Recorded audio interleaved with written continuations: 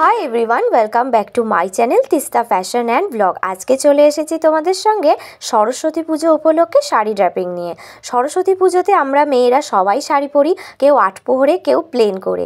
কিন্তু এবারে সরস্বতী পুজোর জন্য আমি একটু অন্যরকম স্টাইলে তোমাদের জন্য শাড়ি ড্র্যাপিং নিয়ে এসেছি। আশা করছি তোমাদের ভালো লাগবে।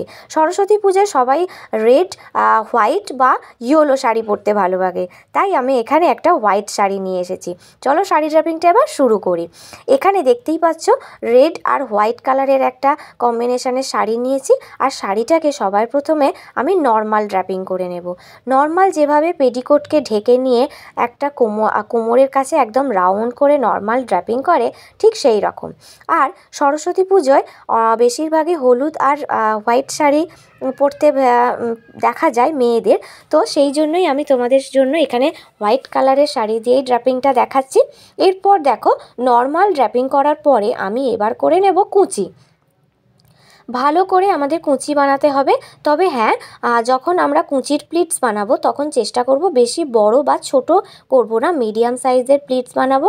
আর এই শাড়ির র্যাপিংটায় যত বেশি প্লিটস বানাতে পারবে ততই কিন্তু শাড়ি র্যাপিংয়ের কুচির যে দিকটা সেদিকটা কিন্তু বেশি ভালো লাগবে। আমার শাড়িটা বেশ বড়ই আছে, তাই এখানে আমার মিনিমাম 5টা থেকে 6টা আমার প্লিটস হয়েছে। এরপর প্লিটসগুলোকে আমি ভালোভাবে একসাথে গুছিয়ে নিয়ে একটা সেফটি পিন দিয়ে নিচ্ছি। সরস্বতী পুজোয় শাড়ি পরলে অবশ্যই প্লিটসে সেফটি পিন দিয়ে নেবে, না হলে কিন্তু ঘোরাফেরা করতে গিয়ে কুচি খুলে যাওয়ার সম্ভাবনা থাকবে। আর সেফটি পিন দিলে সেই ভয়টা আর থাকবে না। এরপর কুচিটাকে দেখো এইভাবে আমি উল্টো করে ধরে নিলাম। এতে করে কুচির প্রত্যেকটা প্লিটস কিন্তু ভালোভাবে একটা একটা করে বোঝা যাবে। আর শাড়ির যে ডিজাইনটা সেটাও ভালো করে উপর দিকে উঠে এসে ভালো লাগবে। এরপর কুচিটা আমরা যেরকম সামনে দিকে ড্র্যাপিং করি, আমি এই শাড়ি ড্র্যাপিংয়ে সামনে ড্র্যাপিং করছি না, আমি কোমরের কাছে আমার কুচিটাকে ড্র্যাপিং করছি। প্রথমেই বলেছি এবারে শাড়ি ড্র্যাপিংটা একটু অন্যরকম স্টাইলে তোমাদেরকে দেখাবো। তো এখানে দেখো আমি যে কুচিটা সেটাকে আমি এইভাবে কোমরের কাছে ড্র্যাপিং করলাম। এরপরে আমি এখানে আঁচল করব। আর আঁচল করার জন্য আঁচলের আমি দেখো পাতলা পাতলা করে প্লিটস বানাচ্ছি। আঁচলে বেশি বড় প্লিটস বা ছোট প্লিটস বানাবো না। বেশি ছোট প্লিটস বানালে কিন্তু খুব একটা দেখতে ভালো লাগে না, আর বড় প্লিটসও কিন্তু দেখতে ভালো লাগে না। মিডিয়াম সাইজের কিছু প্লিটস বানিয়ে নিয়ে এখানে আমি সেফটি পিন দিয়ে সিকিওর করে নিচ্ছি। এরপরে শাড়িটা দেখো কোমরের কাছে আমার কুচিটা আছে। কোমরের কাছে কুচিটা রাখার পরে পাশ থেকে কিছুটা শাড়ি আমি এইরকমভাবে নর্মাল ড্র্যাপিং করে নেব। এইভাবে শাড়িটা নর্মাল ড্র্যাপিং কেন করছি সেটা একটু পরেই বুঝতে পারবে। দেখো কোমরের পিছন দিকে পর্যন্ত আমি এখানে নর্মাল শাড়িটা টাকিং করে নিলাম।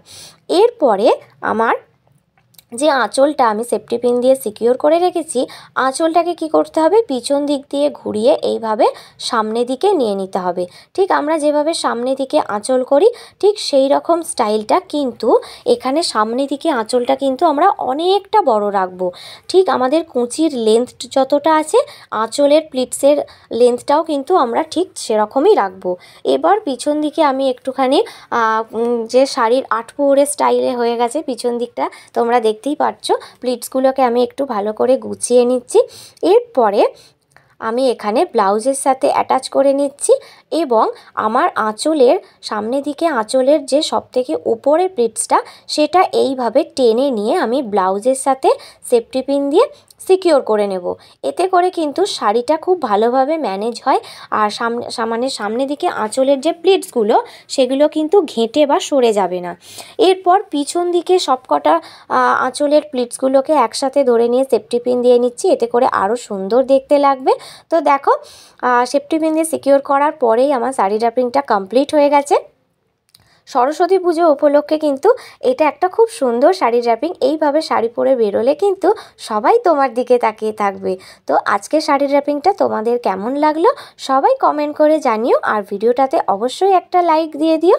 আর আমার চ্যানেলটা সাবস্ক্রাইব করে তোমরা সবাই আমার পাশে থেকো আমার এই ধরনের ফ্যাশন আর ব্লগ ভিডিও দেখার জন্য। আজকের মতো এটুকুই, আবার নতুন ভিডিও